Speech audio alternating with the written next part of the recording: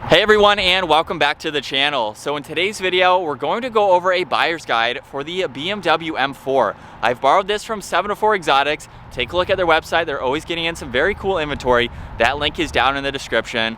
But I've been able to drive several of the M4s and M4 competitions, and this is such a fun, practical sports car to buy. I want to go over some information about this vehicle, so if you're in the market for buying one, hopefully this can help you narrow it down and make your decision.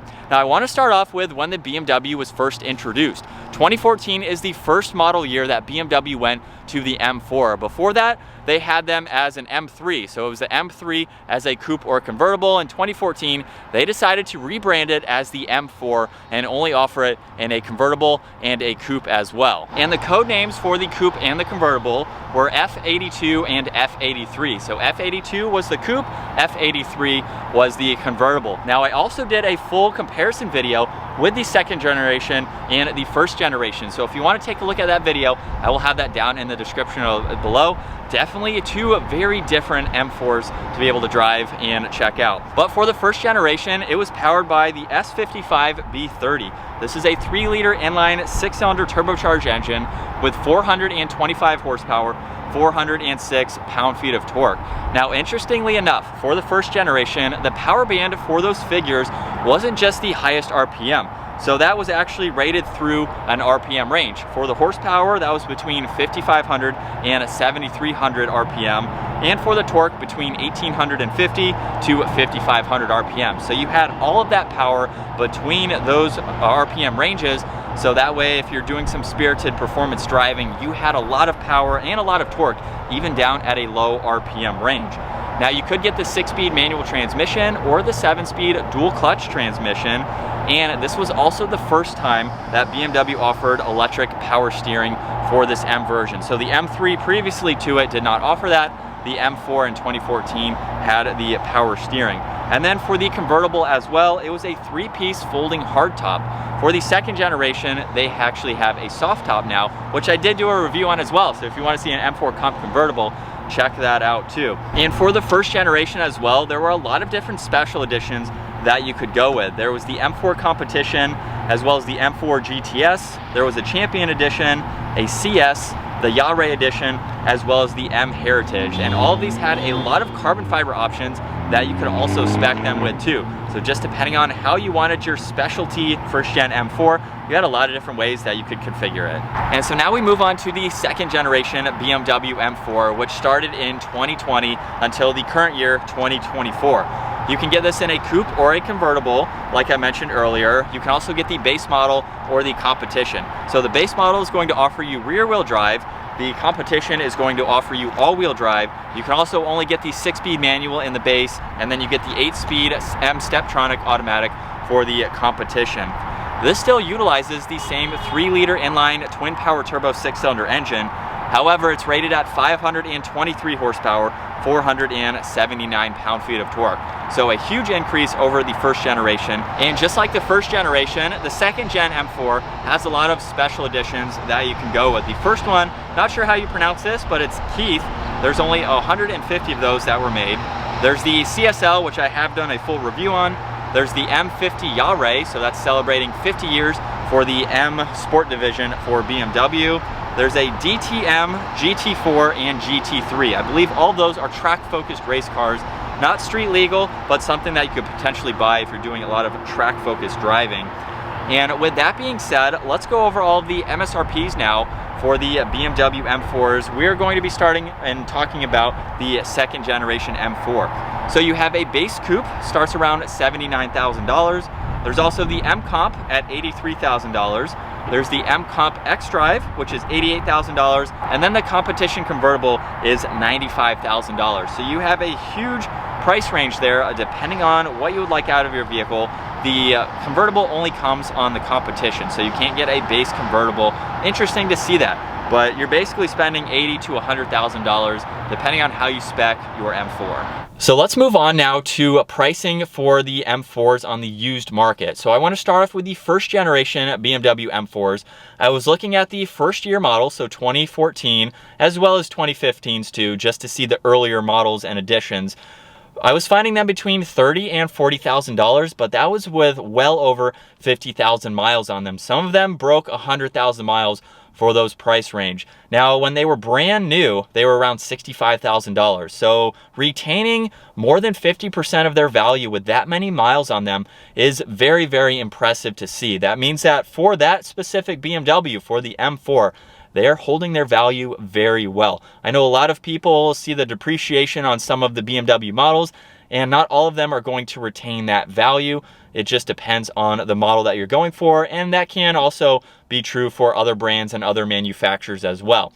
For the second generation that I'm in right now, they are still holding their value very well too. This is a 2024 year model, so if you're looking at 2020s or newer, they're still holding their value well. They're not depreciating too much for the second or third owner.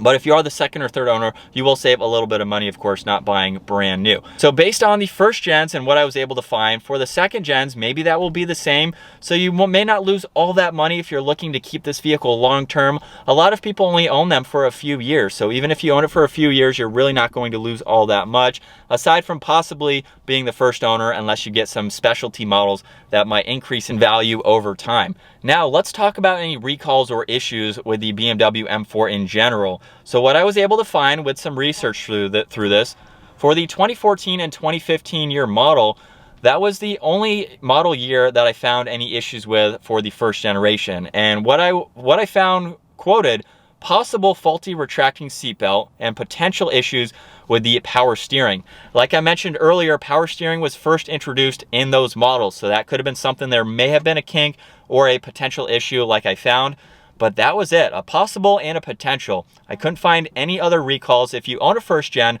let me know if you had any issues. I couldn't find anything else. And for the second generation, I didn't find anything. There were no recalls or nothing with these models. So based on that, if you own a second gen, let me know if there's any issues. But based on that alone, these are pretty reliable vehicles. BMW has become more reliable. For those first generations, over 100,000 miles, you were probably going to start to see some issues, but lower miles, and then obviously the second generation, you should be good to own this for a few years, if not longer, just depending on if you're able to do the maintenance yourself. If there's any issues that arise that are under warranty, that is also going to be great as well. But seems to be a pretty solid bulletproof vehicle. Engines are very healthy, they're very moddable, they're very reliable, and they're used in some of the other BMWs as well. So it's something that is pretty common, and you are going to see last several hundreds and possibly even breaking 100,000 miles without any major issues. But now let's get this second gen out on the road and see how it drives. As we set off now behind the wheel for the BMW M4, real quick, I want to just mention cost of maintenance and insurance. I have never owned this vehicle before, so those are of course going to vary depending on the person, your age, your history. There's a lot of factors that go into insurance. As far as maintenance goes, if you buy a brand new one, it's going to be under warranty. I do own a BMW myself, so I haven't had to pay for any maintenance because it's been under warranty, which is really nice. Out of warranty, that's a different story. If you choose to own a BMW out of warranty, just maybe do a little bit more research and know what you're getting into. If there's anything that is going to possibly be major, they're really not all that hard or expensive to maintain. It just depends, of course, on the model that you go with. If you're getting hybrid or something like that, oil changes, things like that are going to be relatively affordable. And if you're spending this kind of money on a vehicle, it's not going to be all that bad. Especially for something like this. But driving this out on the road, like I've said, I've been behind the wheel of several M4s. I've driven them through the mountains. This is a vehicle that is super well refined, very comfortable, and it can be driven. You can baby this car if you want to, just driving it around town, going from point A to point B. And then when you're ready to, you can activate everything performance oriented about this that you want to and really have a lot of fun. So if we put it into M mode and activate that,